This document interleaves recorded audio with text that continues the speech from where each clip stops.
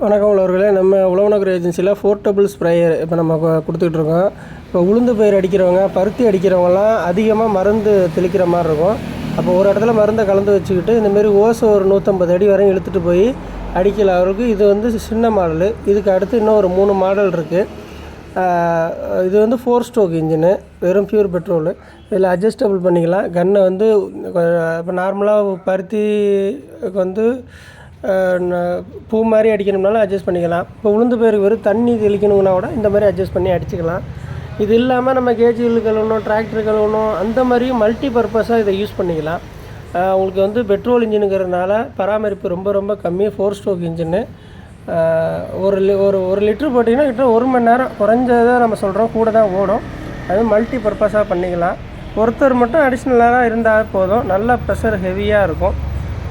Portable sprayer multi model இருக்குது. உழவனகர் agency, baby talkies road, Thiruvarur. நேரில் வந்து பாருங்கள். நன்றி.